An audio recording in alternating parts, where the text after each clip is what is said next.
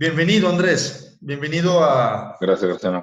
aquí al curso de vivienda colectiva como proyecto urbano. Justo hoy con los participantes hemos entrado, ¿no?, en este mundo de la política, entendiendo, Venga. digamos, cuánto es importante, ¿no?, la política pública, ¿no?, en el entendimiento de la vivienda como un derecho, ¿no? La vivienda, el famoso David Herbe que dice el valor de uso y no el valor de cambio, ¿no? Y hemos visto cómo, digamos, a lo largo de los años, las políticas capitalísticas, sí, del capitalismo, de una cierta forma, también en los países más que tenían una política de vivienda más desarrollada, no ha hecho otra cosa en los años como que deconstruir esta política, ¿no?, para dar más poder como al mercado libre, ¿no?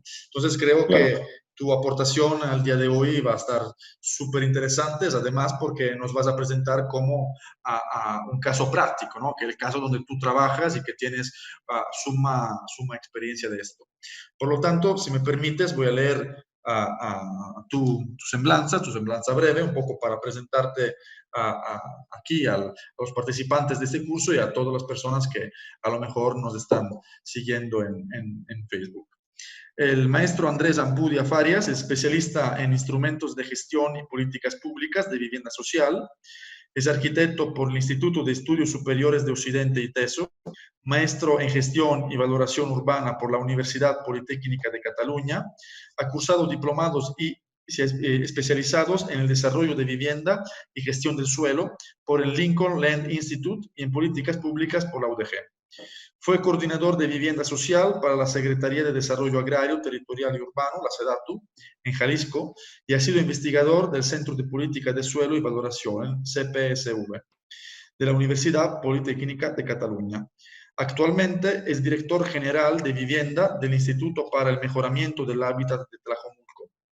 Junto con sus equipos de trabajo, han sido reconocidos con el Premio Nacional de Vivienda 2016 en la categoría de reconstrucción de vivienda y en 2019 por la revista Alcaldes por la mejor política urbana de México con el programa Renta tu Casa. Maestro, es un placer tenerla aquí y por lo tanto le dejo la palabra para que nos muestre su experiencia. Gracias, Graciano. ¿Hay manera de que pueda compartir la pantalla? Sí. Sí. Va. Ahí ya la están viendo todos, ¿va? Exactamente. Va, perfecto.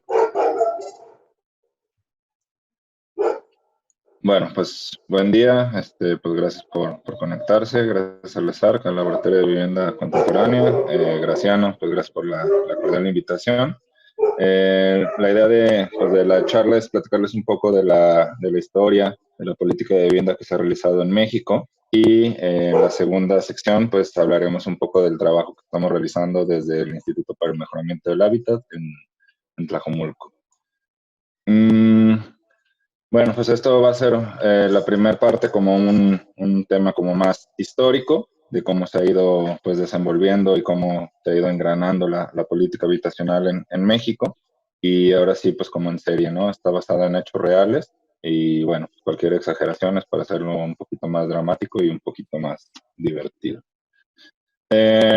Empezamos en 1940, para darnos una idea, en Guadalajara el 80 y el 95% de los hogares rentaban su vivienda.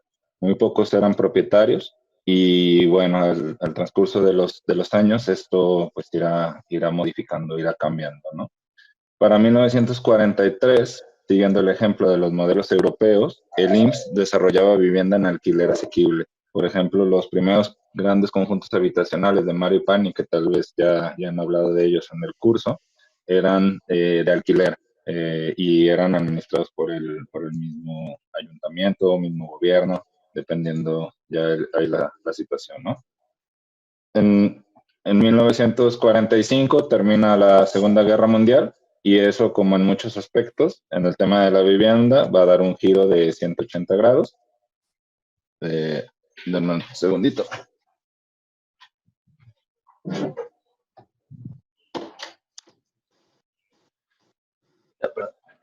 Entonces, acabando la Segunda Guerra Mundial, nos encontramos con una Europa destrozada económicamente y socialmente por el paso de la guerra. Entonces será el momento idóneo para que dos grandes potencias busquen tomar el control. Se dará inicio con la llamada Guerra Fría una etapa en donde las ideologías y las posturas económicas y políticas, los capitalistas contra los comunistas, socialistas, matizarán el desarrollo de la economía y de la sociedad en general a partir de este momento. Desde este momento existirá una lucha por la ideología y la tenencia de la vivienda, ¿no? Va a haber una situación de la propiedad enfocada o acercada a pues a una ideología más capitalista, y esta idea del alquiler, pues enfocada o idealizada hacia pues esta idea como del socialismo, del comunismo, ¿no? Al regresar los americanos de la Segunda Guerra Mundial, pues había alegría, había euforia. Principalmente era necesario generar una activación económica. Todas y todos, pues muy emocionados, regresaron con bien y estaban interesados en establecerse en su país, buscaban un desarrollo familiar. Esta época es conocida como el baby boom, por el alto índice de los nacimientos que hubo en Estados Unidos. Además, nace el famosísimo American Dream, el cual está basado en dos cosas, el automóvil y la vivienda. Con estos dos elementos, la economía podría volverse a activar. ¿Cómo la iban a activar? Fabricando autos y desarrollando casas. Surge con mayor fuerza el desarrollo habitacional en la periferia de las ciudades, mejores conocidos como suburbios, lejos de los centros de empleo. Sin embargo, eso era atractivo en estos momentos. ¿Por qué? Porque ibas a necesitar un automóvil para transportarte de tu casa al empleo, y eso, como mencioné anteriormente, pues iba a generar también una reactivación económica que era necesaria en estos momentos. En 1948, después de la crisis habitacional vivida en Europa, la vivienda se integra como un derecho universal en la Declaración de los Derechos Humanos. Es la primera vez que la vivienda, digamos, que entra a esta categoría. Sin embargo, en este momento todavía se integra dentro de una vida adecuada. Todavía no es, digamos, como un derecho universal únicamente la vivienda. Para 1955, en Guadalajara empezaba a llegar la oleada del American Dream con un importante movimiento inmobiliario, fomentando la propiedad privada. Se empezaban a desarrollar grandes fraccionamientos, algunos conocidos como Providencia, Chapalita, en donde se vendían los lotes o las casas ya construidas. Asimismo, también la comunicación y la mercadotecnia se encargaba de desprestigiar a las familias que rentaban su casa. Vivir en alquiler empezaba a convertirse en algo estigmatizado, algo de bolcheviques, algo de gente pues que no le iba bien, ¿no? Que no, pues digamos que se empezaba como a generar esta estigmatización, ¿no? Vemos, por ejemplo, el anuncio publicado por el periódico El Informador, a los que no son pues, de Guadalajara, es uno de los más importantes de la ciudad. En 1958 se publica pues este anuncio, ¿no? La renta que usted paga es un gasto que jamás se recupera. Invierta su dinero en comprar su casa propia. Con solo 17,400 pesos de enganche y 60 bonos mensuales de 1,560 pesos, ¿no? Entonces, desde aquí empieza a generarse ya un bombardeo pues de comunicación, de mercadotecnia, en que la renta iba a ser un gasto tirado a la basura, ¿no? Y esto nos iban poco a poco pues a inyectar esta idea, y que era un gasto que jamás se recupera. Y esto pues nos va a llevar también a generar pues una cultura de propiedad en México y principalmente en Latinoamérica y en muchos otros países, ¿no? Entonces, es importante entender que la vivienda en propiedad tiene sus ventajas y sus desventajas. Los académicos lo llaman que un ciclo de vida. Si estás en el ciclo de vida adecuado, en el cual tienes un trabajo muy estable, con ingresos suficientes, para hacerte responsable de lo que cuesta ser propietario, pues adelante. Sin embargo, si no estás en estas condiciones, es mejor alquilar, lo cual te permitirá una mayor movilidad laboral y una mayor flexibilidad. Para 1959 entra una situación complicada. Se concreta la Revolución Cubana, la cual vino a golpear el orgullo de los Estados Unidos, en donde su patio trasero se convertirá pues, en un modelo socialista, ¿no? Esto, pues igual se preguntan, ¿esto qué diablos tiene que ver con México, no? Pero todo pues empieza a involucrarse, ¿no? La situación, obviamente, no le cayó bien a Estados Unidos, el cual pensó que se iba a desencadenar un problemón en Latinoamérica. Si ya se reveló Cuba, pues seguían los países latinoamericanos, ¿no? Y eso, obviamente, no era del agrado de Estados Unidos. Entonces, una de las estrategias que implementó el gobierno estadounidense fue invertir en los países latinoamericanos para que financiaran vivienda en propiedad, entre otras cosas. A México le tocó un financiamiento por parte de Estados Unidos de aproximadamente 200 millones de dólares destinado a este rubro. Con este financiamiento se iba a generar en 1963 el FOBI y el Programa Financiero de la Vivienda, que iban a ser los organismos, las instituciones que operaran y manejaran este recurso, ¿no? Entonces aquí pues entra un poco la pregunta del millón, ¿por qué financiar vivienda en propiedad y con crédito? ¿Qué tiene que ver esto con las intenciones de Estados Unidos? ¿Qué tiene que ver esto con la Revolución Cubana, ¿no? O sea, ¿cómo va este hilo, ¿no?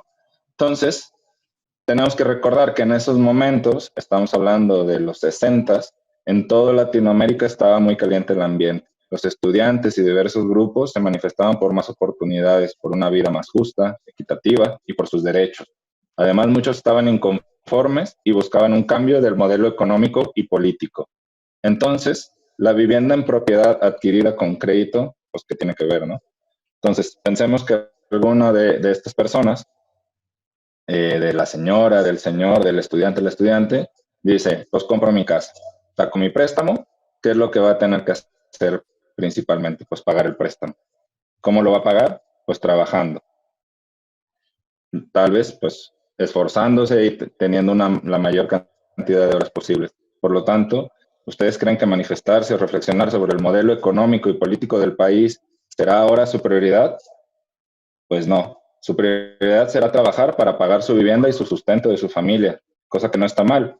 Sin embargo, los gobiernos han utilizado a la vivienda en propiedad como un estabilizador social.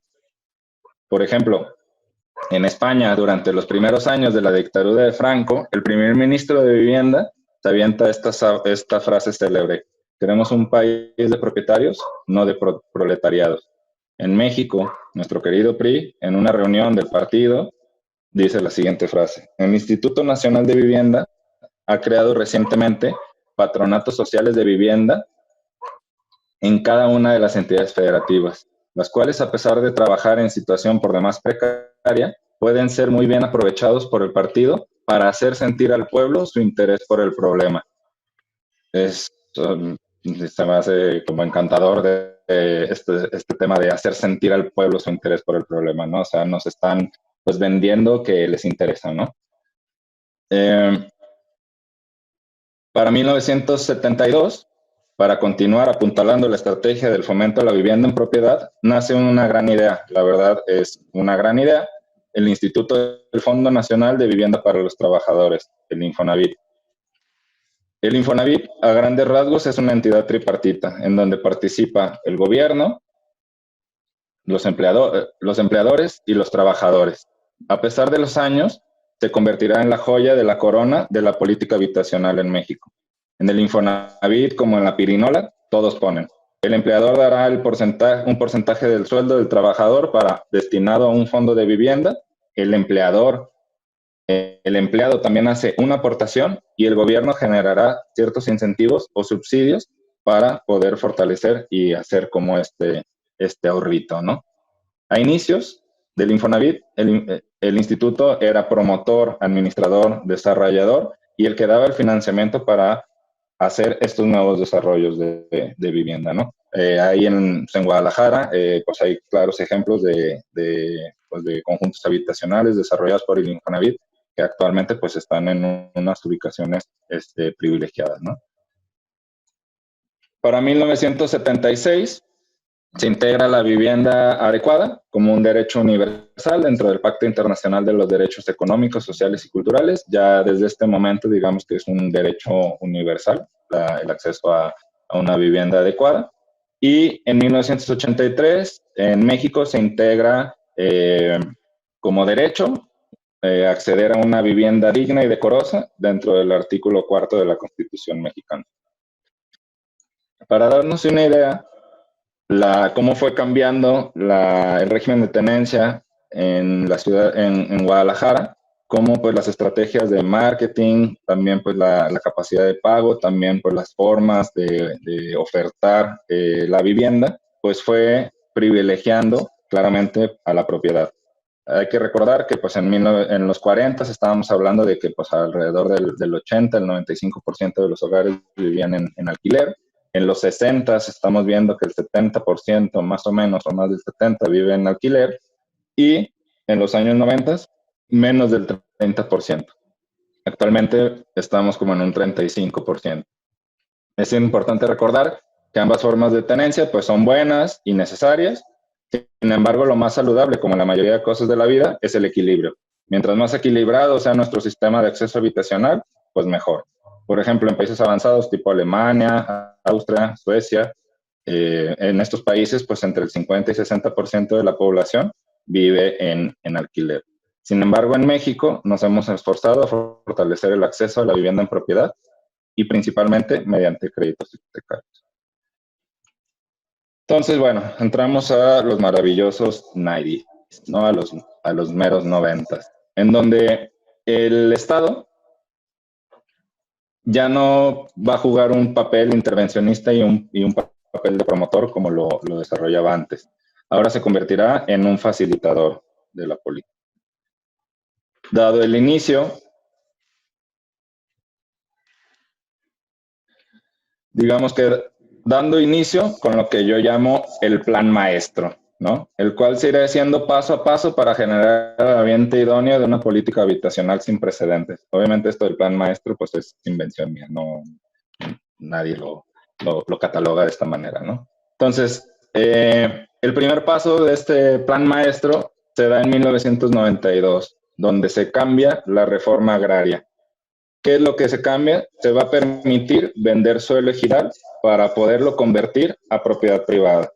Entonces, este es un paso muy importante que nos va a dar, digamos que, pues, línea hacia el futuro, ¿no? Entonces, con esto, el primer paso del plan maestro, que era el suelo, pues tiene su check, ¿no? Tenemos ya ahora oportunidad de acceder a suelo que antes era ejidal y que no se podía privatizar. Después, el Banco Mundial daría la recomendación que por ineficiencia el Infonavit se concentrara únicamente en financiar la vivienda y que las otras tareas que desarrollaba las contratara a empresas privadas, las cuales serían especializadas en el rubro y que harían un trabajo más eficaz y eficiente de lo que hacía el instituto. Entonces, en 1994 se logra concretar dicha recomendación y se modifican las atribuciones del Infonavit. Por lo tanto, ahora sí como el meme del perrote y el perrito, el Infonavit del antes era un promotor, era administrador, era desarrollador y financiaba la vivienda. Ahora solo va a financiar la vivienda, cosa que va a ser muy bien, ¿no? Vamos a verlo. Entonces, digamos que el paso 2 del plan maestro estaba listo. Teníamos los recursos económicos y una instancia que iba a poder financiar el acceso a la vivienda. El paso 3 se concretará en 1999, en donde los municipios se les da las atribuciones de encargarse de la gestión del suelo y el desarrollo urbano de su territorio, entre otras cosas, dentro de la reforma del 115 constitucional. Con esto lograremos el paso 3, que sería pues la gestión y los permisos, digamos, internamente, para poder empezar a generar estos grandes desarrollos. Entonces, después, los pasos estarían completos. ¿Por qué? Porque la construcción la desarrollarían las empresas privadas y la demanda potencial serán los trabajadores del mismo Infonavit, los cuales actualmente han de ser aproximadamente unos 57 millones de personas que estén afiliados al Infonavit. Entonces, en este escenario llega el 2000, en el sexenio de Vicente Fox, todo el escenario estaba listo, el ambiente estaba ya construido, era un ambiente idóneo, donde inicia una política habitacional basada en bajar el déficit cuantitativo. En pocas palabras, hagan la mayor cantidad de viviendas que puedan. La estrategia estaba basada en una fórmula utilizada en Chile años antes. En Chile le llamaban el ABC: ahorro, bono y crédito. En México le cambiamos, en vez de bono, lo llamamos subsidio. Entonces, de estos tres elementos, ¿quién creen que será el instituto idóneo para aplicarlo? El Infonavit, el cual ha sido el encargado de financiar más del 70% de la vivienda nueva construida en el país durante los últimos 19 años. En 2001, con Fox, y en 2006 con Calderón. En 2001 se crea la CONAFOBI, que va a ser, digamos que la instancia que genere la política, y el 2006 la CONAVI cambia de nombre, pero digamos que es con la misma línea, y en 2006 se reforma la ley de vivienda, ¿no? Con estos elementos, el plan maestro estaba listo para ejecutarse a la perfección. Es necesario entender que para este tiempo, este modelo sería lo aceptado y reconocido también por las instancias internacionales. Básicamente, la cosa va así, ¿no? El desarrollador compra el suelo, el cual antes posiblemente pues era ejidal, y pues dale, ¿no? ¿Por qué? Pues porque hay trabajadores y porque hay un instituto que va a financiar y que le va a prestar el dinero a los trabajadores. Era el escenario idóneo, todos ganaban. El gobierno garantizaba el acceso a una vivienda digna, los municipios se capitalizaban de generar licencias de urbanización y construcción, los desarrolladores generaban mucho trabajo, por ende mucho flujo y capital que ayudaba a subir los indicadores económicos del país. Sin embargo, se les olvidó en el plan maestro a las personas. No estaban dentro del plan, no pensaron cómo iban a vivir en estos nuevos lugares, cómo iban a poder pagar su crédito a 30 años. En su mayoría, algunos les vendieron falsas promesas. Se construyeron lugares homogéneos física y socialmente, en donde contendrán a grupos de trabajadores en un espacio limitado y por un tiempo prolongado.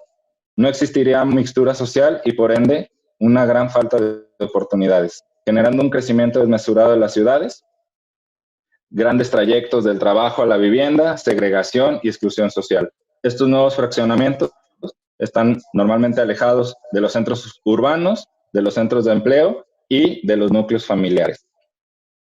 Se crearon macrofraccionamientos de 17,000 casas, por ejemplo, el caso de Hacienda Santa Fe en Tlajomulco, en donde habitan 40,000 nuevas personas, en donde de repente pues todos son nuevos vecinos, sin ningún lazo, sin ninguna historia, sin ninguna cohesión al sitio. Y de alguna manera pues estos nuevos habitantes pues van a buscar ser como unos conquistadores que buscarán hacer una nueva vida en un terreno por conquistar. Durante 12 años, que serían los sexenios de Fox y de Calderón, se desarrollaron aproximadamente 7 millones de viviendas nuevas. En 2009, como vemos en la gráfica, es el año en el que más se financia vivienda, prácticamente en toda la historia del país. Para el 2013, después de que varios académicos y académicas del país ya habían analizado los problemas sociales, los problemas urbanos que estaba generando el modelo habitacional, se instala la Secretaría de Desarrollo Agrario, Territorial y Urbano y empiezan a reflexionar sobre los problemas que generó la política habitacional en el sexenio panista, ¿no? Pues, más bien en los 12 años anteriores.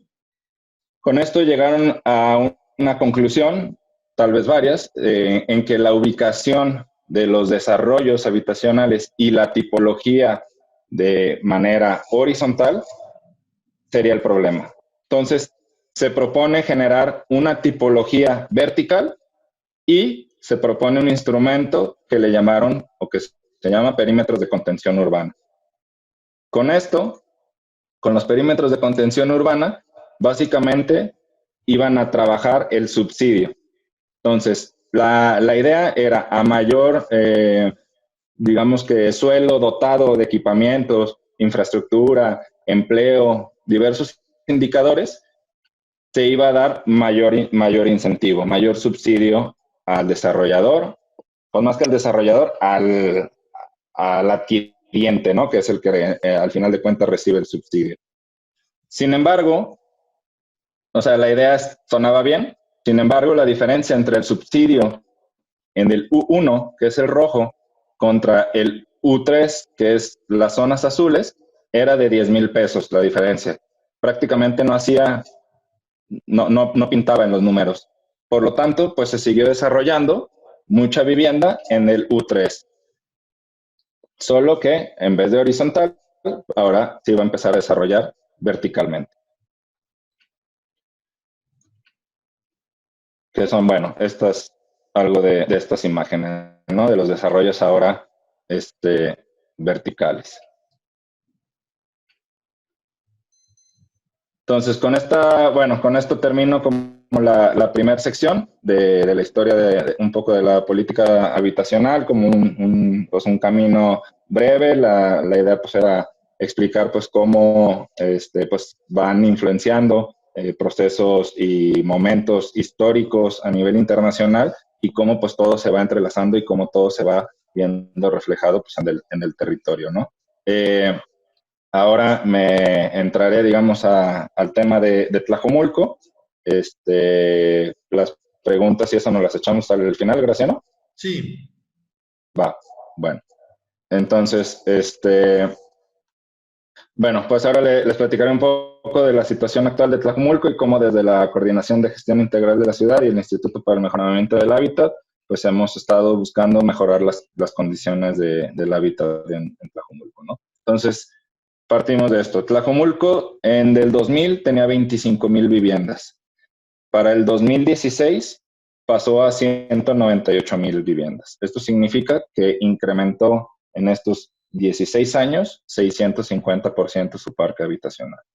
Tlajomulco, para que se den una idea, es el municipio en el país que ha recibido más financiamiento para vivienda nueva otorgado por el Infonavit durante los últimos 19 años. Aproximadamente ha recibido 200,000 financiamientos. O sea, ha recibido, digo que los adquirientes pues han recibido este financiamiento.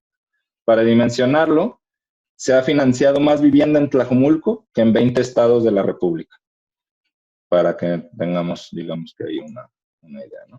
Entonces, obviamente este polo de desarrollo habitacional, por ende, también ha generado un incremento de población, siendo por mucho el que más ha incrementado dentro del área metropolitana de Guadalajara, siendo que de 1990 al 2015 incrementó 700 veces su población, ¿no? Este crecimiento exponencial ha sobrepasado las capacidades administrativas, presupuestales del municipio y que, bueno, pues poco a poco pues ha tratado de ajustarse a esta nueva dinámica social y dinámicas urbanas y económicas.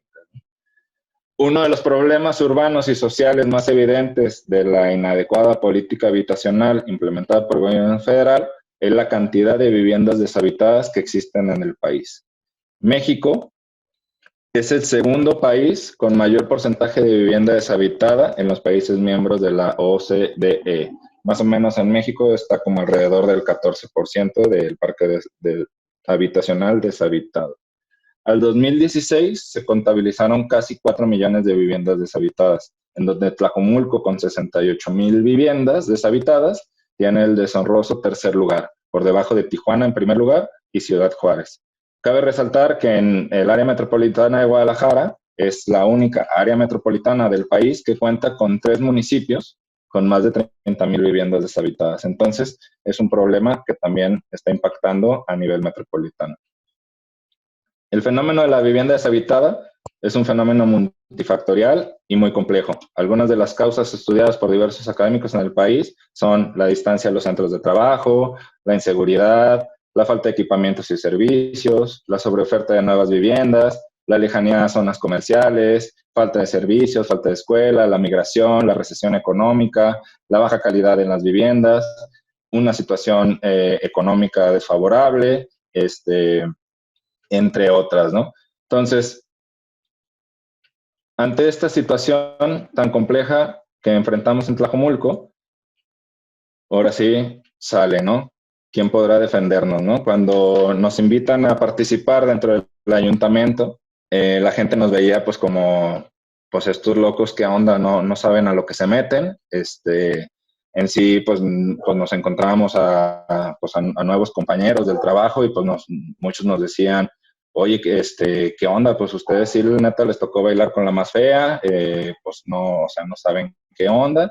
Y bueno, pues no, el escenario pues era, digamos que, pues un poco complicado, complejo, y pues sabíamos que el reto era de ese tamaño, ¿no? Entonces nosotros, la realidad, pues con un grupo interdisciplinario empezamos a ver pues que algunos problemas se podrían convertir en unas oportunidades, y pues la forma de poder convertir estos problemas en oportunidades pues es a través de generar políticas públicas. Entonces, básicamente, pues hemos realizado estos 5 pasos. El primero pues fue generar un andamiaje institucional de acuerdo a lo que necesitábamos, generar una identificación de oportunidades, instrumentar la política, operar los programas y evaluar y empezar pues a generar estos nuevos ajustes, ¿no? Entonces, ¿cómo le hemos hecho desde esta administración? El primer paso era construir el andamiaje institucional que nos permitiera abordar las problemáticas urbanas y de vivienda, además de que nos dejaría operar por las políticas públicas y los programas que instrumentáramos, ¿no? Aquí cabe resaltar que todo esto ha sido posible por la gran voluntad política que ha existido. Esto pues es un pilar básico para que puedan caminar y avanzar las cosas. Sin eso es difícil buscar cambiar la situación. Sin embargo, sabíamos que era un escenario complicado, pero el alcalde pues, estaba dispuesto a entrarle de lleno al tema y, bueno, pues invitó a un equipo interdisciplinario pues para poder abordar estas problemáticas, ¿no?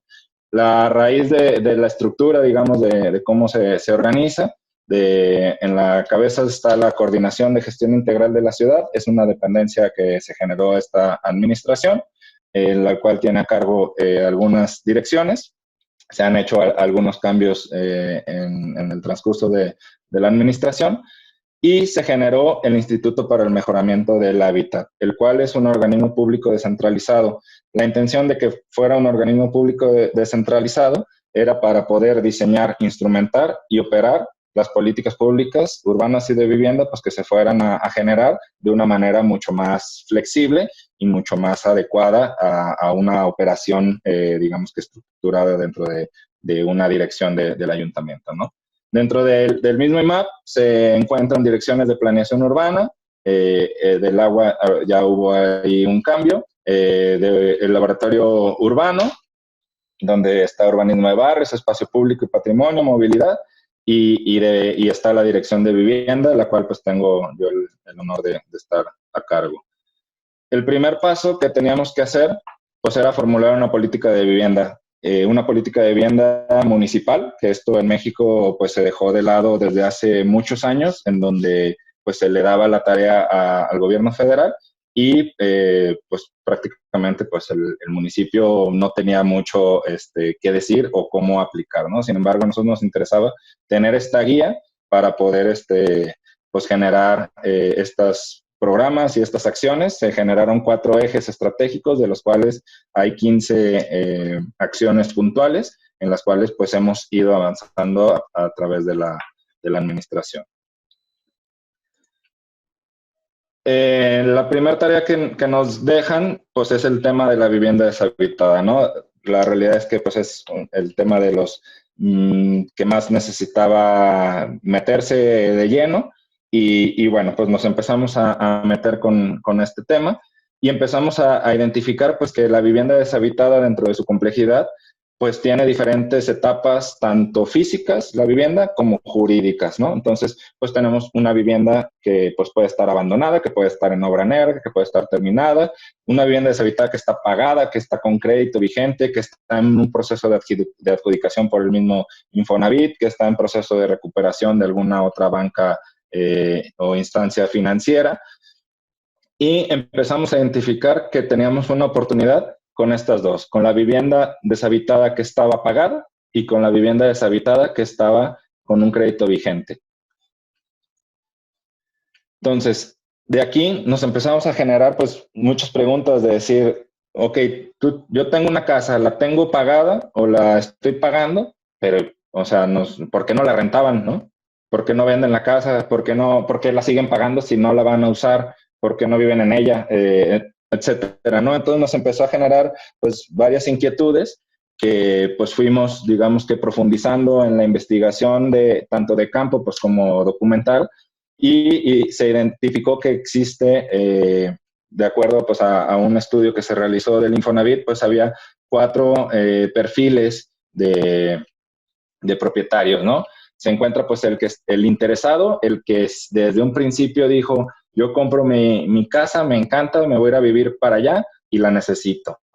El que le llaman el arrepentido, digamos que es un interesado, pero no le gustó ya la casa, no le gustó el contexto, no le gustó, no le entendió el proceso de compra, algo pasó que está arrepentido de su adquisición. Después se encuentra el patrimonialista, que son posiblemente trabajadores que ya tenían una vivienda y que tal vez estaban utilizando su segundo crédito, sin embargo, pues les interesaba un patrimonio para su familia, ¿no? Dejar algo, este legado, ¿no? Y el perfil del inversionista, el cual la realidad es que tenía pocas intenciones de vivir en ella, también posiblemente era su segundo crédito o su segunda vivienda, más que segundo crédito, su segunda vivienda, y pues adquirió esta vivienda pues para generar una rentabilidad, ¿no? Para rentarla, para venderla, o en algún caso pues simplemente para gastarse lo que tenían en el Infonavit, ¿no? Entonces, volvemos a estos dos como los perfiles que nos van a interesar y que nos van a generar pues una nueva oportunidad, ¿no? Entonces se identificó que había un sector de propietarios que ya tenían su vivienda completamente pagada o que seguían pagándola. Su vivienda estaba en buen estado, sin embargo, la tenían deshabitada. Ellos están viviendo en otra casa, más cerca de su trabajo, familias, y la vivienda que está en Tlajomulco no la han querido rentar. ¿Por qué no la han querido rentar? Principalmente porque tuvieron malas experiencias con inquilinos anteriores o porque en algún momento de este proceso de deshabitación le vandalizaron la vivienda y no ha tenido recursos económicos para poderla reactivar y rehabilitar. Entonces, de tal manera, con este perfil de propietarias y propietarios, se instrumentó Renta tu Casa, el cual tiene como objetivo facilitar, mediante el esquema de alquiler social, el acceso a una vivienda adecuada a los hogares que por su situación de discriminación y vulnerabilidad socioeconómica no logran solventar de manera asequible el costo de la misma en el mercado abierto. Nosotros vemos Renta tu Casa como el primer paso para ir instrumentando una inmobiliaria social, que poco a poco podrá ir atendiendo diferentes perfiles de población. Ahorita Renta tu Casa atiende específicamente pues un nicho de población. Entonces, ¿en qué consiste el esquema de Renta tu Casa? Digamos que en un esquema tradicional, pues tenemos al propietario y tenemos pues al inquilino. Ellos dos generan pues, su relación y sin embargo, el esquema de Renta tu Casa lo que propone es que el ayuntamiento va a ser el que sea el intermediario de los dos, ¿no?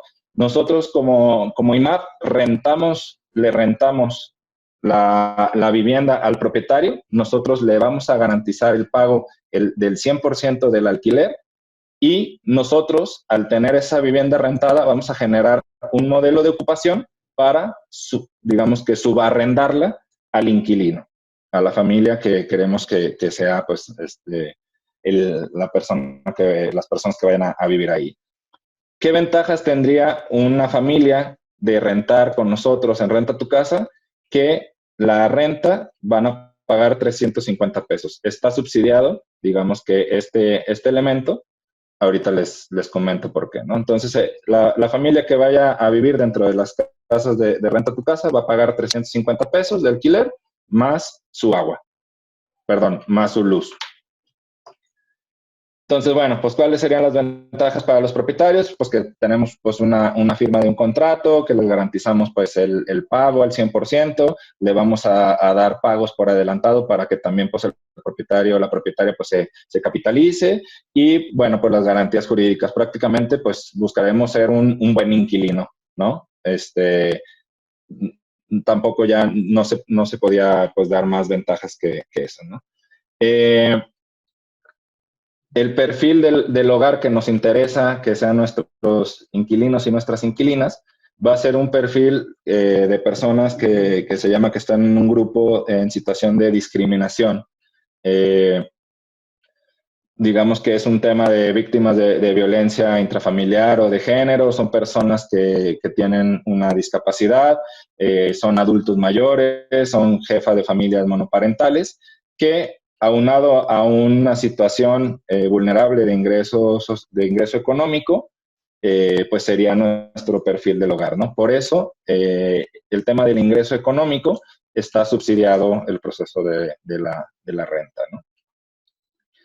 Entonces, bueno, el programa ya cumplió un año de operación. En abril del 2019 inició la operación. Para nosotros era muy importante generar un diagnóstico muy rápido cuando entramos a la administración, instrumentar el programa para poderlo operar. Sabíamos que en la operación pues, nos íbamos a encontrar pues, con los grandes retos y que pues, la realidad pues, en el papel, en la instrumentación del programa, pues no íbamos a poder visualizar pues todos los retos, ¿no?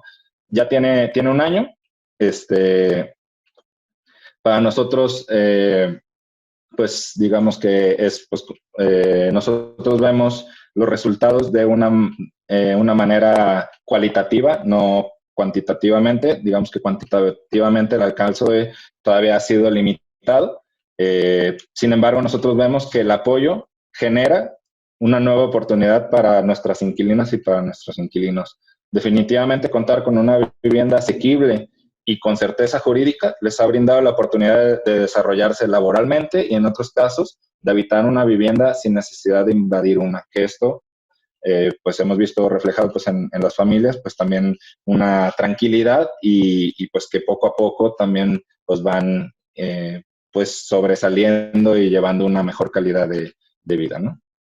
Dentro de, digamos que grandes rasgos, así como algunos datos, no sé, rápidos, de lo que tenemos, en un año rentamos 65 viviendas, hubo 350 solicitantes de vivienda, quiere decir que pues, nos quedamos cortos con la capacidad de rentar casas, teníamos más solicitantes que querían ser nuestros inquilinos y nuestras inquilinas de lo que pues, pudimos rentar las casas, ¿no? Entonces, ahí entra pues una situación compleja, ¿no? De que pues sabemos que hay 68,000 viviendas deshabitadas, sin embargo, pues solo pudimos rentar 65, ¿por qué? Pues porque fue el alcance que logramos tener con los propietarios y que dependemos pues de esa estrategia, ¿no? ¿Qué estamos buscando? Pues generar otro tipo de estrategia con otros grandes propietarios, desarrolladores, el mismo Infonavit, etcétera, para que confíen pues en el programa y nos pongan bolsas de vivienda mucho más grandes y podamos operarlo pues como una vivienda municipal, ¿no? La vivienda tenía entre 3 meses y un año deshabitadas, las que estamos rentando. ¿Por qué estaban deshabitadas? Porque les quedaba lejos del trabajo o lejos de su familia. ¿Y por qué no la habían rentado? Pues porque no, en su mayoría no tenían recursos para rehabilitarla o porque habían tenido problemas con inquilinos anteriores, ¿no? De alguna manera, pues esto, pues sí nos dio esa lectura, el mismo diagnóstico, y ya operándolo, pues vimos que estaba, pues que esas eran las razones principales, ¿no? El 69% de las solicitantes son mujeres.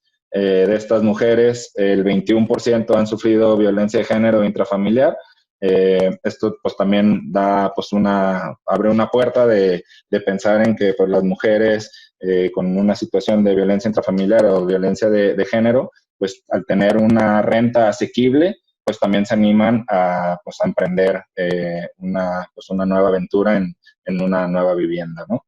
El 34% de los solicitantes presentan alguna discapacidad. El promedio del solicitante percibe 1,870 pesos mensuales. Entonces, bueno, sabemos que Renta tu Casa definitivamente no está planteado para solucionar el problema de la vivienda deshabitada en Tlajomulco, no a ese alcance. Necesitamos pues generar una política integral que tenga diferentes programas. Renta tu Casa pues va enfocado a este sector de la población y a este sector del problema. Sin embargo, consideramos que es un paso importante para buscar y dar alternativas habitacionales asequibles a población vulnerable desde el municipio, ¿no? Eso creemos que es una gran, un gran acierto que hemos logrado de demostrar que en el municipio y en los municipios pues se tiene la capacidad y se logra operar programas de vivienda como de esta índole, ¿no? Digamos que yo veo que para solucionar un problema, pues normalmente hay dos caminos, ¿no? Uno es ajustarte a las reglas o ajustar las reglas. Entonces, sabemos que para abordar la problemática de la vivienda deshabitada de una manera integral, necesitamos nuevas normativas, necesitamos nuevas leyes, necesitamos más herramientas que nos den la capacidad y que nos den a los mismos municipios, a organizaciones civiles, a diferentes dependencias, pues que nos den estas herramientas, este kit, para poder generar nuevas soluciones, ¿no? Por ejemplo, en este tema, en Europa, por ejemplo, a raíz de la crisis inmobiliaria del 2008, países como Inglaterra, Francia, España, el mismo Estados Unidos, han ido generando y se han ido adaptando nuevas normativas, nuevas leyes que le dan capacidades a los municipios de gestionar el parque habitacional deshabitado. En México, aún todavía ni siquiera estamos discutiendo la situación en los congresos. Digamos que esto sería un siguiente paso, ¿no? Necesitamos ajustar las reglas para poder abordar la problemática y poder generar pues, soluciones pues a gran escala, ¿no? Por el momento nosotros con Renta tu Casa lo que hemos buscado pues es ajustarnos a las reglas existentes, a la operación que ya puede hacer el municipio, obviamente pues tratando de generar pues nuestras nuevas normativas, etcétera. Sin embargo, pues es un esquema que no necesitamos meternos pues mucho a buscar generar nuevas leyes, ¿no? Bueno, y con esto ya cerraría un poco la charla, esperando pues ya las preguntas. La vivienda es un derecho, además de un pilar básico para la paz y el bienestar de la ciudadanía. Y bueno, pues muchas gracias por la atención. Les dejo las redes del Instituto para el Mejoramiento del Hábitat, por si quieren seguirnos. Y bueno, también ahí mis redes y mi correo, estoy pues a sus órdenes y en lo que les pueda apoyar con muchísimo gusto. Gracias. Bueno, antes de todo, Andrés, muchísimas gracias para esta plática realmente muy bonita y muy interesante, ¿no? Que nos hace entender realmente el título de una cierta forma de este curso, ¿no? Vivienda colectiva como proyecto urbano, ¿no?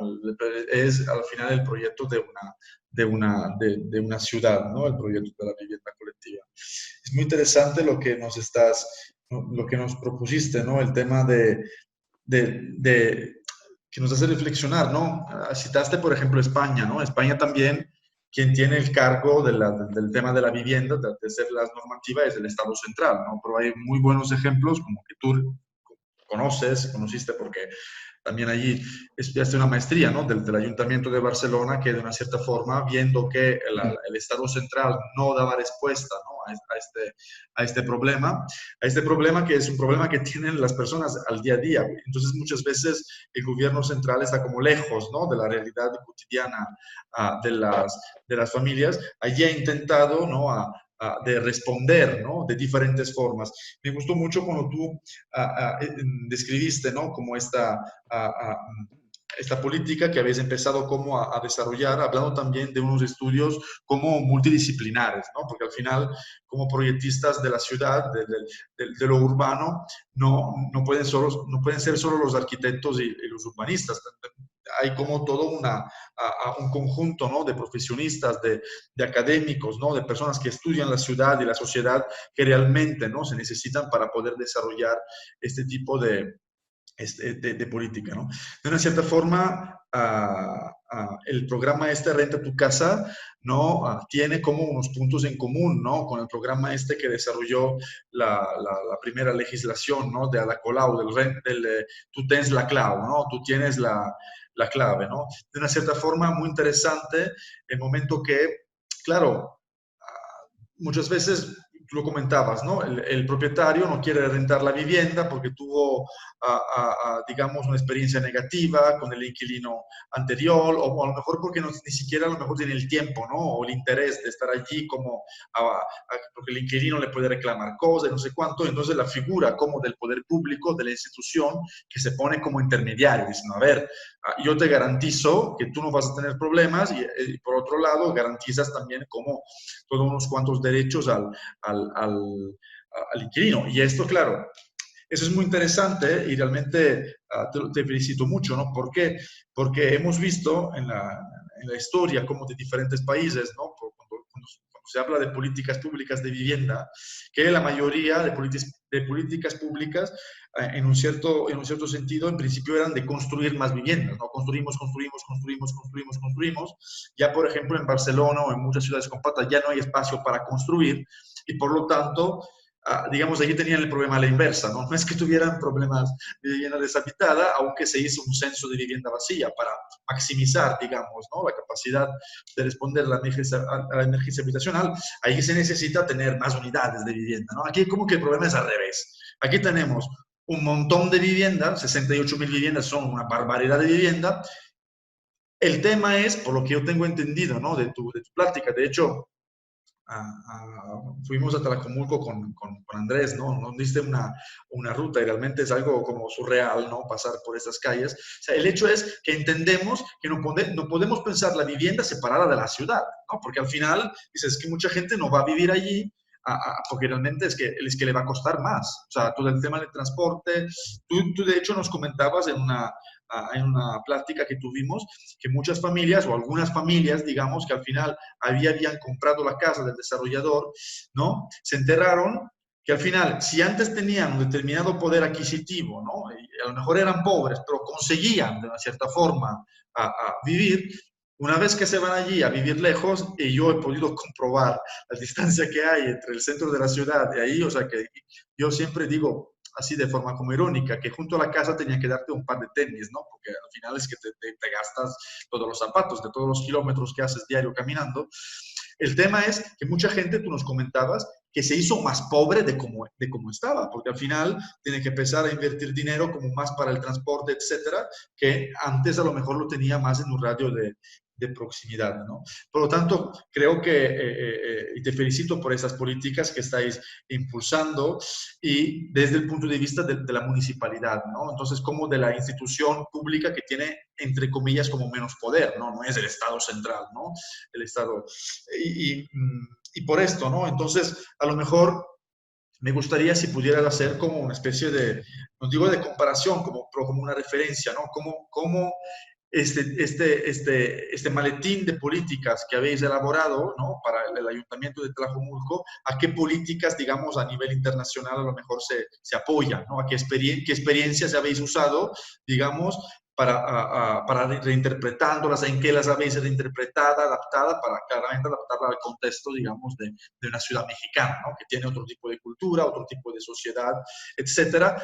Claro, influenciada mucho por el tema del American Dream, ¿no? Porque al final en Europa, y tú bien lo sabes, tener un carro en Barcelona es una maldición, no es una bendición, porque no sabes dónde aparcarlo, el aparcamiento te cuesta un ojo de la cabeza y al final salir en coche se te hace mucho más caro también en términos de tiempo que pillar el transporte público, ¿no? Por lo tanto, es una consideración me gustaría si pudieras hacer una consideración, digamos, sobre este punto. Sí, claro. Sí, bueno, pues justo lo que mencionas, ahí obviamente pues cuando entramos pues el equipo a Tlajomulco, pues de alguna manera pues era identificar pues qué oportunidades teníamos y bueno, pues también después de la experiencia que tuve en Barcelona, pues yo veía, por ejemplo, la primera administración de Ada Colau, pues ellos por ejemplo, hicieron antes de entrar pues un análisis de todas las políticas de vivienda de Europa, ¿no? Y entonces la reflexión era cómo puedo, con mi contexto, con mi presupuesto, pues con mi normativa, implementar esas mejores prácticas, ¿no? Esas políticas. Entonces, bueno, pues un poco fue pues esa reflexión de decir, bueno, pues obviamente, pues instrumentar pues una política europea pues suena complicado. Sin embargo, pues Renta tu Casa nace del programa que comentabas de Tú tienes la llave de Barcelona y principalmente de otro programa que es del País Vasco. El País Vasco tiene una instancia, una dependencia de alquiler público, ¿no? Esta dependencia se llama Alokabide. Y Alokabide lo que genera pues es esta inmobiliaria social que tiene diferentes programas enfocados pues al alquiler público, ¿no? Enfocado pues al joven, enfocado pues al adulto mayor, a la vivienda deshabitada, etcétera, ¿no? Entonces, de alguna manera, pues de ahí pues surge pues estas ideas y obviamente pues ya al tropicalizarlo, al instrumentarlo pues al contexto y a también el presupuesto y a muchas cosas ya en Tlajomulco, pues digamos que pues que ya se adapta y pues se contextualiza pues como debe de ser, ¿no? No se genera una réplica igual, sin embargo, pues sí fueron un modelo de inspiración, ¿no? ¿Alguien quiere intervenir?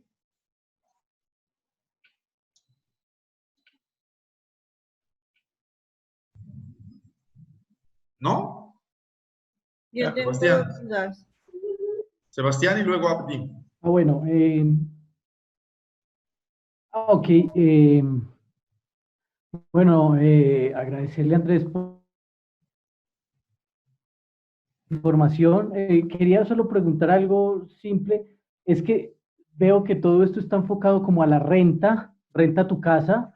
¿Tendría validez de pronto enfocarlo o pensado a compra tu casa? O sea, ¿por qué solo en este caso renta tu casa? Sí, gracias, Sebastián. Ahí digamos que va enfocado a la renta, porque también por la capacidad económica pues, que teníamos de presupuesto en el ayuntamiento, obviamente, o sea, nosotros con estas 65 casas, pues básicamente con el presupuesto de rentar 65 casas, estaríamos hablando que tal vez pudiéramos haber adquirido unas 7 casas, 8 casas, ¿no? Entonces, la realidad es que nos íbamos a quedar todavía más cortos del tema cuantitativo, digamos, que no necesitábamos, y que también, por ejemplo, el Infonavit, pues ya genera estos modelos pues de reventa de estas casas recuperadas por el mismo instituto, ¿no? Y pues ya se meten un esquema de desarrollo de las desarrolladoras, y bueno, se hace ya un esquema que pues ya está operando y ya se ha operado. Entonces no nos interesaba meternos mucho en el tema de la adquisición. La realidad es que mucha gente, pues sí nos pregunta, ¿no? Oye, es que yo quiero comprar y es que yo no tengo mi Infonavit, pero yo tengo mi sueldo y me encantaría, o sea, sí podría ser una alternativa, sin embargo necesitaríamos pues una capacidad financiera más robusta para poderlo implementar y bueno, pues esperemos pues que podamos acceder a algunos fondos o algo y pues poder también generar esta alternativa, ¿no? Como o sea, un poco de la charla era pues generar pues estas diferentes alternativas, adquirir, pues, comprar, sesiones de uso, diferentes formas de que se pueda acceder a la vivienda. Abdi, por favor. Ok, la primera pregunta es que, bueno, la mayoría de estas viviendas estaban deshabitadas, entonces probablemente habían sufrido vandalismo, algún tipo de vandalismo. ¿Ustedes ponen dinero para rehabilitar las casas o lo hace directamente el propietario? Esa es la primera. Y la segunda es si el municipio continúa dando permisos a nuevos fraccionamientos. Sí, mira, el tema de la rehabilitación, el programa sí incluye un esquema de rehabilitación. ¿Cómo funciona pues este esquema? Digo, ya no lo platiqué pues para no extenderme más. Sin embargo, el municipio les va a ayudar les va a subsidiar el 50% del monto para rehabilitar y el otro 50% se lo va a financiar. ¿Qué significa? Que el propietario en ningún momento va a tener que desembolsar dinero. ¿Cómo vamos a recuperar este financiamiento que le estamos generando a partir de las rentas, por decir algo? Vamos a rentar, si vamos a rehabilitar la casa, se tiene que rentar por 2 años para que a la hora, pues, prorrateando mes con mes, pues, digamos que podamos tener financieramente, pues, esta oportunidad, ¿no? Entonces, por decir algo, yo te voy a pagar durante 6 meses lo que era de renta de 10,000 pesos, ¿no? Pero te voy a restar, pues, el 50% del financiamiento y te voy a pagar 5,000 pesos, ¿no? Por decir algo así como números rápidos, ¿no? Este proceso, pues antes se hace pues un proceso de un presupuesto, digamos que pues ya un consentimiento del mismo propietario, etcétera. Tenemos un monto máximo de 50,000 pesos para rehabilitar. Hay casas que han excedido este monto, entonces pues el propietario ya se integra y bueno, pues pone lo que le haría falta para rehabilitarlo, ¿no? Y bueno, pues sí fue una forma de generar eso, más o menos de las 65 casas, como unas 15 más o menos necesitaron ingresar a este esquema de rehabilitación. Y del tema de las licencias, ahorita se está construyendo pues lo que ya estaba autorizado. Como tal, de nuevos desarrollos nos está otorgando. Se va a plantear, pues ahí se está generando un nuevo modelo de planeación en el área de la Dirección de Planeación Urbana y Territorial, en el cual, pues bueno, marcará ya las directrices pues para también el futuro de desarrollo, ¿no? Obviamente, pues tenemos que pensar pues que debe existir desarrollo, sin embargo, nos interesa marcarlo pues como si queremos y como si se pudiera desarrollar, ¿no? ¿Alguien más? Carlos, por favor.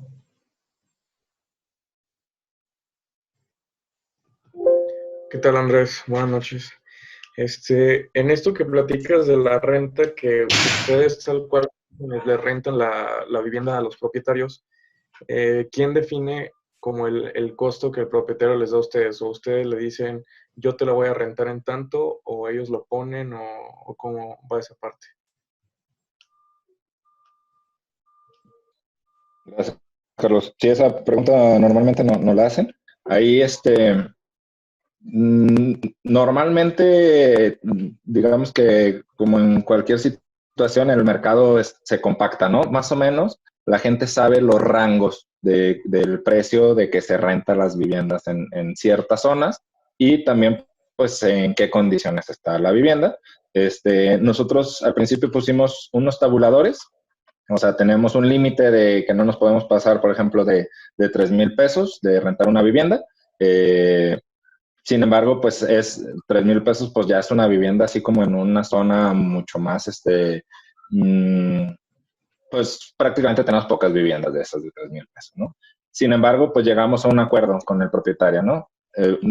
La realidad es que el propietario siempre nos dice el monto y es pues el que nosotros teníamos establecido. Hicimos pues unos estudios de mercado posteriores para tener como esta idea de negociación. Obviamente si el propietario nos dice, oye, pues te rentan 8,000 pesos, le vamos a decir, está loco, pues o sea, en esa zona rentamos entre 1,200 y 1,400, si te interesa, y si no, bueno, pues ve a ver quién te renta en 8,000, ¿no? Entonces, generalmente está compacto el mercado y llegamos a un acuerdo que se estipula dentro del contrato y sobre eso, pues es como lo operamos. ¿Alguien más? Renata, ¿quieres preguntar algo? Creo que Francisco, ¿no? Había levantado. Francisco, sí. Sí, ¿qué tal? Bueno, primero, Andrés, muchísimas gracias por la presentación. Para mí, desde Ecuador, ha sido muy interesante toda la historia que has contado en la primera parte sobre el acceso a la vivienda en México y, bueno, a la final es también un camino compartido en muchos países de Latinoamérica, esta historia, ¿no? Y creo que Chile y México llevan a la delantera y claro, están haciendo ahora políticas a la inversa para tratar de alguna manera solventar los problemas que se dieron desde los 90 a 2000. Eh, y creo que es importante lo que dijiste, la voluntad política y para poder llevar a cabo estos proyectos que,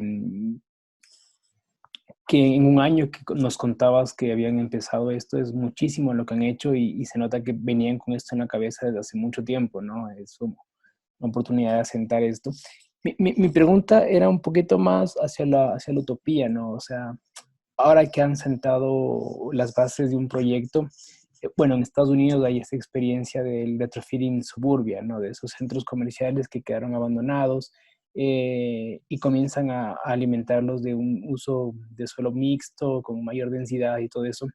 Viendo en retrospectiva, estos lugares que al final tienen la misma carencia de ser primero alejados de los centros de trabajo y después que son simplemente viviendas, ¿no? No carecen de otros usos de trabajo, de comercios.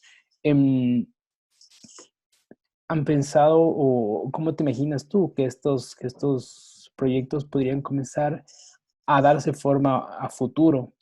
¿Para qué? Porque siguen teniendo esas falencias, ¿no? O sea, se están habitando, pero siguen estando lejos de centros urbanos o siguen estando con una baja densidad?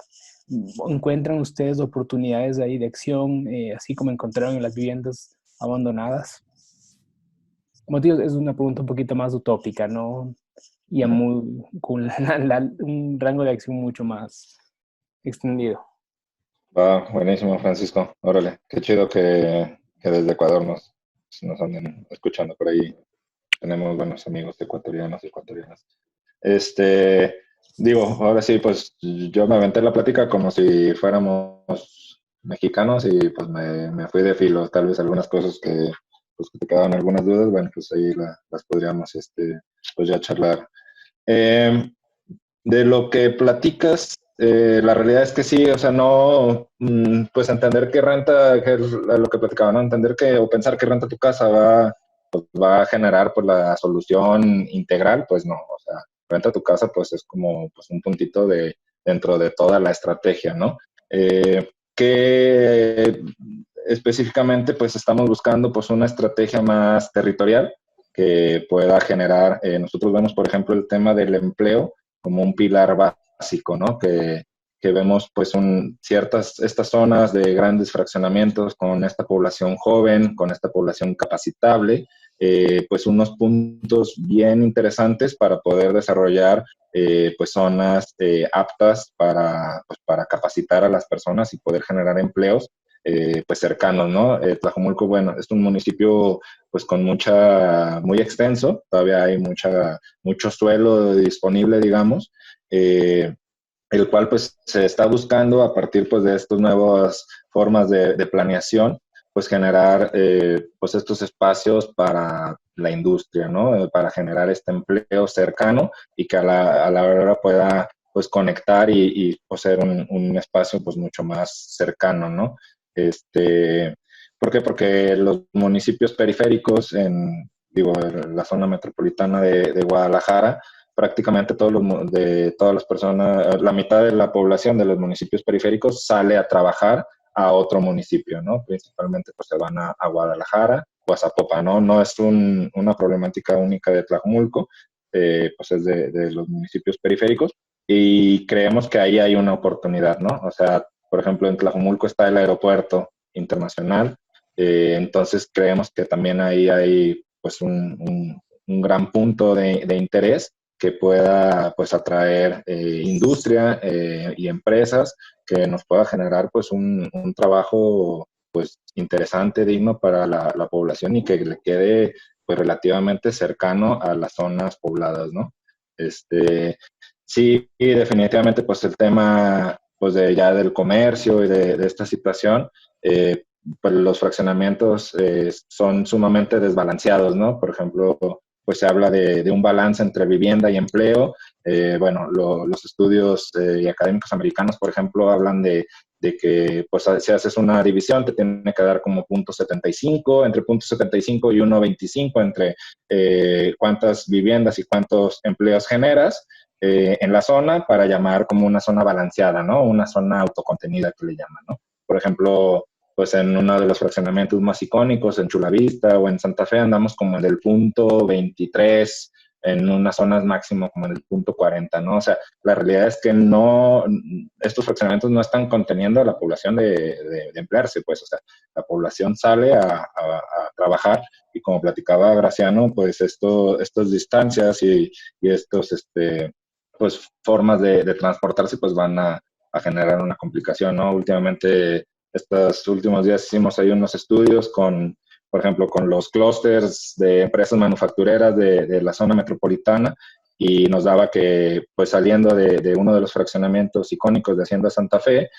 hacía mínimo 50 minutos a uno de los clústeres más cercanos en transporte público y uno de los más lejanos 90 minutos de ida, ¿no? Entonces estamos hablando, pues que el de 90 minutos, pues estamos hablando de casi 3 horas de un ida y vuelta a esos puntos, ¿no? Obviamente, pues estos estudios son complicados y complejos de hacer porque pues estás generando pues unos escenarios, pues digamos que utópicos o pues digamos que escenarios puestos para cierto perfil de población, ¿no? Sin embargo, creo que pues iría por ahí más bien una tirada a generar empleo de calidad, empleo cercano y que tenemos pues digamos que el suelo tenemos las infraestructuras y los equipamientos para lograrlo. Habría que generar ya el modelo y la estrategia pues, territorial para poderlo operar.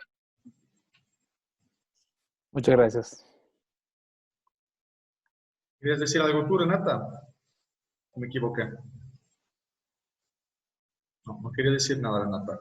No, bueno, yo solo... Sí, perdón, Renata. Creo que, no te preocupes, creo que todas mis preguntas se han ido respondiendo así en toda la presentación. Yo nomás decirte, Andrés, que esta presentación ha sido pues muy enriquecedora.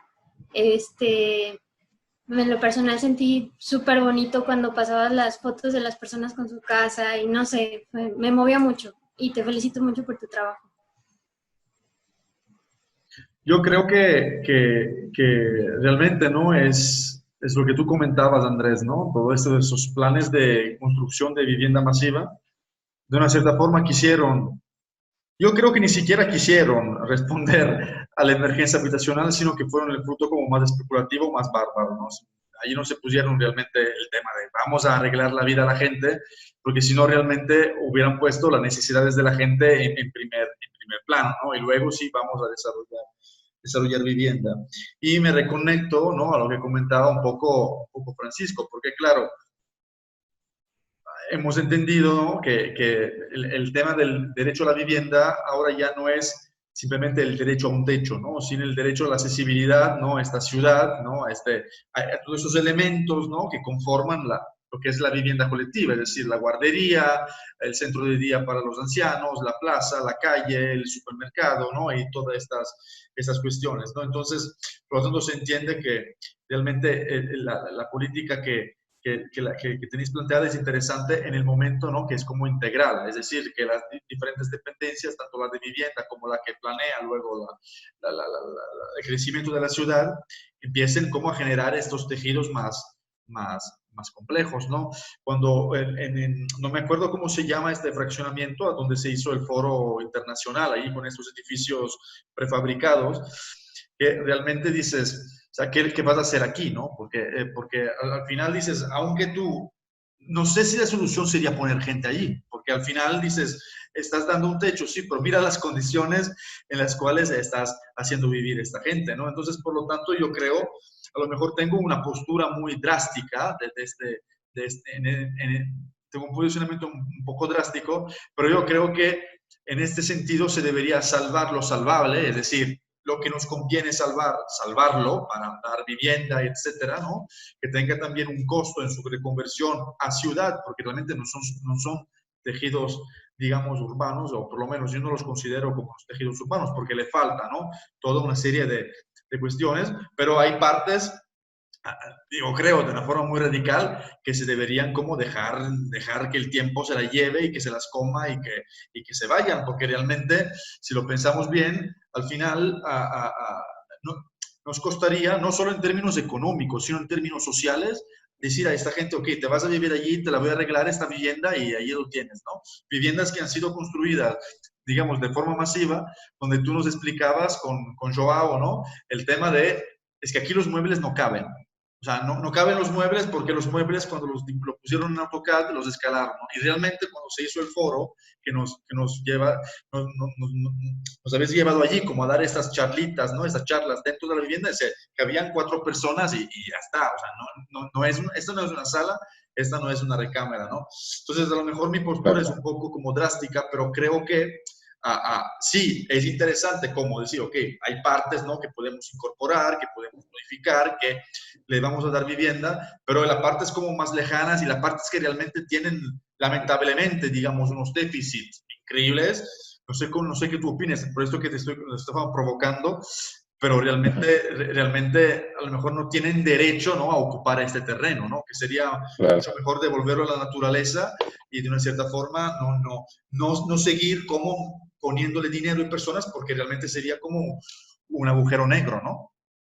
Y generaría a lo mejor otros problemas de guetos y etcétera. Claro. Bueno, primero pues Renata, gracias. La realidad es que nosotros también pues es como el trabajo día con día y pues estamos como, o sea, pues bien emocionados y pues en el equipo pues también esta satisfacción de ver a estas personas pues en verdad agradecidas por pues esa oportunidad que antes no tenían, pues es pues prácticamente como el alimento, ¿no? Del trabajo y, pues esa satisfacción es la que pues estamos, pues nos lleva toda la carga de chamba, ¿no? Gracias por, sí, por las felicitaciones. Oye, Graciano, me comentan que sí vemos unas preguntas que están en el Facebook. En el Facebook yo no veo Ajá. preguntas. Yo, Ah, personalmente, no sé. Ah, a ver, si tú las puedes leer, las a ver, comentamos. Digo, tenemos 10 minutos. déjame, y ahorita más bien ya te contesto tu provocación. Ajá. A ver si, no sé si se vaya como a viciar. A ver,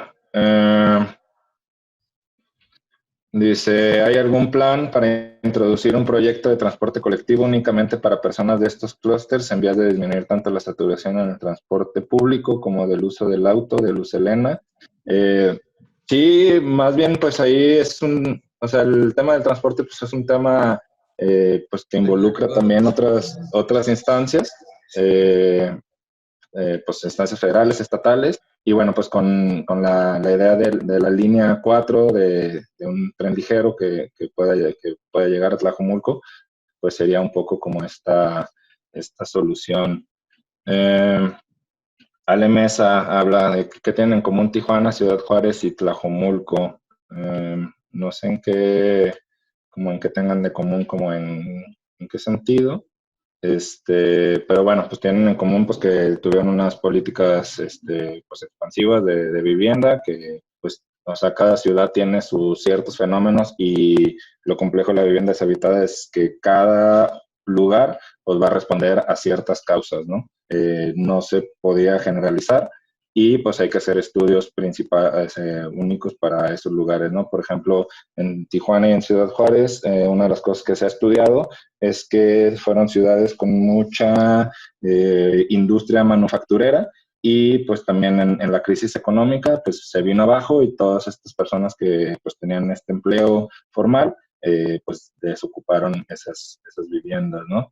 Y también un tema pues de migración y un tema de violencia, ¿no? Digamos que la violencia pues en las tres ciudades puede ser una causa y un efecto de lo que, pues del fenómeno de la vivienda deshabitada. Pues creo que ya eran poquitas, a ver, 7. Sí, creo que eran poquitas preguntas. Entonces, nos quedan un poquito, nos queda un poco de tiempo y te respondo, Graciano, ¿o qué? Ahí, o sea, con el tema que comentas, creo que, pues exacto, ¿no? Es lograr generar un balance, ¿no? O sea, creo que no toda la vivienda que está construida debe ser, que está deshabitada o que está abandonada, debe ser demolida. Creo que también, pues debemos de aprovechar ciertos recursos económicos, humanos, etcétera, que ya se invirtieron en esas viviendas y que de alguna manera, pues estas mejoras del entorno, del contexto, pues pueden generar pues una mejor habitabilidad, ¿no? de estos sitios. Considero que sí hay sitios o puntos muy específicos que posiblemente la demolición de la vivienda pueda ser una alternativa. Como tal, ahorita en el municipio nosotros hicimos unas demoliciones en unos fraccionamientos, sin embargo, pues han sido pocas, ¿no? También, pues es un costo también que le genera al ayuntamiento y que también por el tema de la propiedad misma de la vivienda, pues llegar a demoler algo que tiene un propietario, pues nos va a generar también pues un triple costo, ¿no? Pues vamos a adquirir la vivienda, vamos a tener que pues demolerla, limpiar el lugar, etcétera, ¿no? Entonces, de entrada, pues eso a veces pues son de las cosas que con las normativas existentes se ve complicado llegar pues a como abrir espacio en ese sentido por los costos que puede generarle al municipio, ¿no? Obviamente, pues vemos experiencias, pues, como mucho más americanas, por ejemplo, que le han tirado a estas demoliciones de estos grandes sectores, a regenerar, a hacer estos, pues, como el brownfield, de desarrollo de brownfields, ¿no? Así como esta onda de espacios... Muy rico, ¿no? También. Exacto, ¿no? Como estos sitios icónicos que pues, se han demolido. En Chile, por ejemplo, también vemos casos de demoliciones y, por ejemplo, el caso chileno todavía no está como muy claro que la demolición sea como el camino. Entonces, pues con eso, tomarlo con mesura, analizar cada sitio, porque cada sitio, cada fraccionamiento, pues va a tener su dinámica y sus peculiaridades, y claro que sí, posiblemente demoler algunas viviendas pueda dar oportunidad, pues, de generar un espacio más colectivo, una mejor conectividad con cierta zona que tal vez estaba amurallada, etcétera, ¿no? Pero no creo que sea como la solución No, claro, no genérica, es, ¿no? la solución no es la tabula rasa, sino como dices tú, más Claro. bien es estudiar cada contexto, ¿no? Mi provocación iba en el sentido de que, claro, que no vamos a resolver el problema de la vivienda simplemente dando un techo a la gente, sino también la inversión, claro, de una cierta forma, tiene que ser para generar calidad, ¿no? Calidad, y que esos ambientes se sientan realmente ambientes urbanos, por así decirlo, y no simplemente te doy la vivienda y te quedas, ¿no? Eso es como una reflexión, porque fíjate que también en Barcelona, en otras ciudades, cuando a mucha gente perdía la vivienda, ¿no? Ha perdido la vivienda por temas de hipotecas, etcétera, por lo tanto allí se procedía como a temas de realojamientos. Claro, tú no puedes pillar a esta persona y ponerla a 30 kilómetros de la ciudad, ¿no? Porque tiene todos unos lazos, porque tiene todo un espacio público, una forma de vivir la cotidianidad que es diferente, ¿no? Entonces, yo iba por allí en el sentido que sí, claro, es muy importante y es imprescindible tener como esta visión, ¿no? Como decía, a ver, esta gente vive en la calle, le damos techos, ¿no? A través de todas esas herramientas, ¿no? De gestión del parque deshabitado, de construcción de nuevo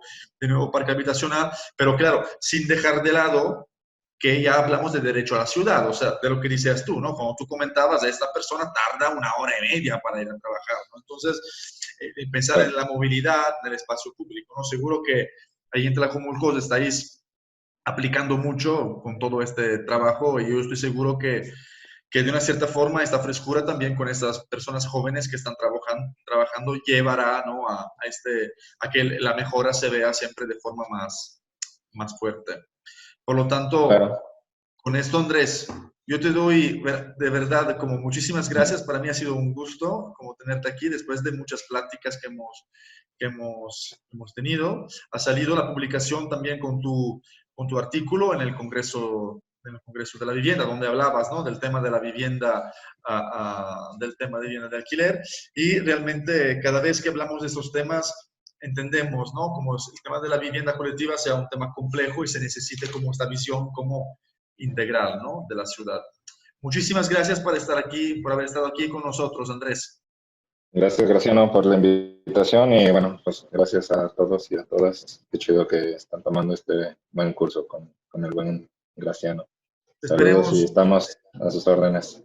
Espero tenerte aquí más veces, ¿eh? Voy a aprovechar de todo tu conocimiento y de toda la práctica que allí desarrollas en Tlajomulco, para que se vuelva un referente a nivel mexicano, ¿eh? Ya sabes, con mucho gusto, Graciano. Con mucho gusto, y lo que necesiten, y estamos ahí a las órdenes ahí en Tlajomulco. Gracias y buenas noches. Muchísimas gracias, Andrés. Que estés bien. Buenas Nos vemos. noches. Gracias. Hasta luego. Bye, Chao. bye.